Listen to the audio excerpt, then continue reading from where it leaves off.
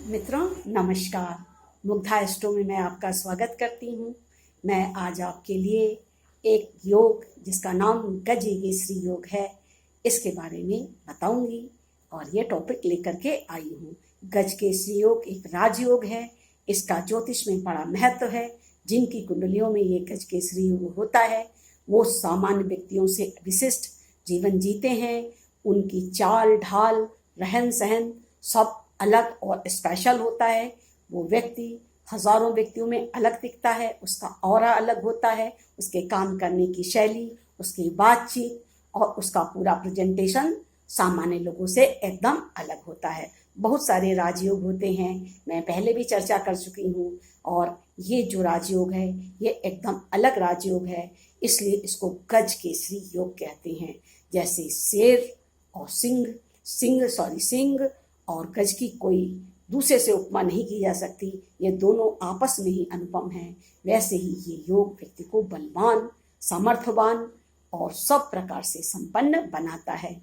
आइए समझें ये घटित कैसे होता है और कुंडली पे अप्लाई कैसे होता है। देखिए, जब ये गजकेसरी योग कर्क लगन में बनता है, कर्क का मतलब 4 नंबर से है, और अगर ये लगन में ही यानी पहले घर में ही बन गया तो फिर कहना ही क्या है। कर्क पे चंद्रमा स्वराशि का होता है और वहीं पर बृहस्पति उच्च का होता है। इस प्रकार लगन में बना हुआ गजकेसरी योग संपूर्ण लाभ देता है। ऐसे व्यक्ति की उन्नति चारों दिशाओं से होती है, उसे चारों तरफ से सफलताएं मिलती हैं। उसके जीवन में बाधाएं ना के बराबर और सफलताएं बहुत होती हैं। अगर यही योग केंद्र के 4 अलग अलग खानों में बनता है तब भी ये बहुत अच्छा फल देता है, क्योंकि केंद्र हमेशा ही अच्छा फल देने वाले भाव होते हैं और त्रिकोण की भी इसी प्रकार महिमा है। परंतु मैं इसका 12 घर में क्या अलग अलग फल होता है मैं ये भी आपको बताऊंगी, ताकि ये टॉपिक एकदम क्लियर हो जाए। देखिए, अगर कर्क लगन की कुंडली है और द्वितीय भाव में, तब फिर 5 नंबर का अंक लिखा होगा। अगर गजकेसरी योग वहाँ बनता है तो आपको वहाँ पर भी बहुत लाभ देगा और सब प्रकार की सुख सुविधाएं, सफलताएं, कुटुंब का प्यार, सहयोग, धन आपको सब प्राप्त होगा। और यही योग अगर पराक्रम भाव में 6 नंबर पे बनता है तब भी आपको पूर्ण लाभ मिलेगा, क्योंकि व्यक्ति अपने पुरुषार्थ से, पराक्रम से सब कुछ प्राप्त कर लेगा।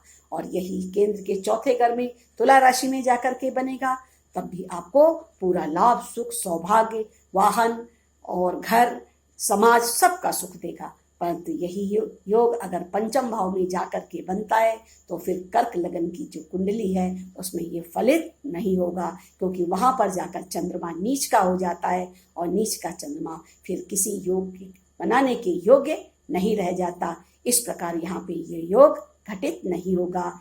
इसके आगे चलते हैं। अगर ये 6ठे भाव में जा करके 9 नंबर पे बनाता है तो यहाँ पे बृहस्पति की स्थिति ठीक होगी और चंद्रमा भी ठीक माना जाएगा। इसमें भी संघर्ष के बाद आप व्यक्ति को सफलता मिलेगी, यानी आप अपनी पोजीशन बना सकते हैं। संघर्ष के बाद में भी निखर के आएंगे, क्योंकि आपकी पर्सनालिटी में ये योग है। यहाँ पर बृहस्पति अपनी राशि का हो जाएगा और फिर एक तरह का जो विपरीत राजयोग होता है वो भी यहाँ घटित हो जाएगा। वो आपको संघर्ष करने की और ऐसी आपकी परिस्थितियों को सृजित करेगा जिससे कि आपको लाभ मिलेगा। परंतु अगर यही योग 8म भाव में बन जाएगा जाकर के तो वहाँ लाभ नहीं देगा।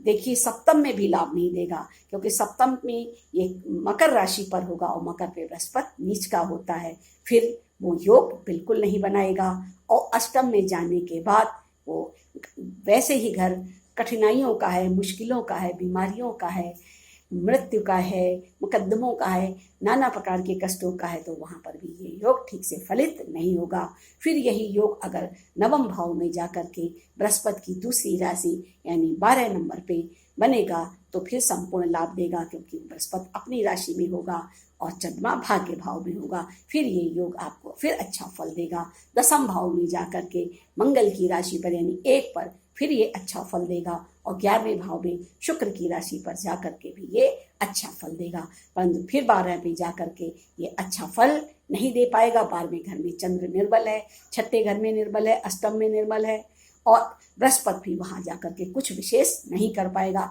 इस प्रकार 12हों घर में जो ये मैंने गज केसरी योग की बात बताई, अपना अलग प्रभुत्व रखेगा। ये तो मैंने कर्क लगन की बात की, अन्य लग्नों में भी गज केसरी योग बनता है।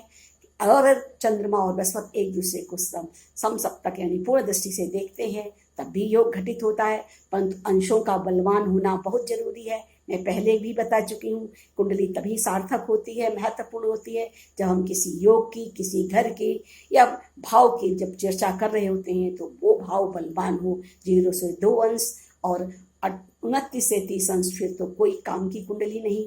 और जब तक अंश मजबूत ना हो और ग्रह में बल ना हो तब तक फिर वो फल घटित नहीं होता। परंतु गज केसरी योग जिसकी भी कुंडली में होता है उसकी पर्सनालिटी अन्यों से एकदम अलग होती है, वो अलग दिखता है। उसकी चाल ढाल, बातचीत, शैली और समाज में अपने को प्रेजेंट करने का तरीका एकदम अलग होता है, उसका ऑरा ही अलग होता है। इस प्रकार गज केसरी योग ज्योतिष शास्त्र का बहुत ही महत्वपूर्ण योग है, जिसके बारे में मैंने आज आपको बताया।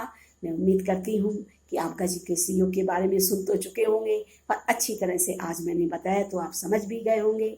और मैं आपको फिर किसी नए योग के साथ आगे बात करूँगी, फिर आऊँगी, फिर मिलूँगी।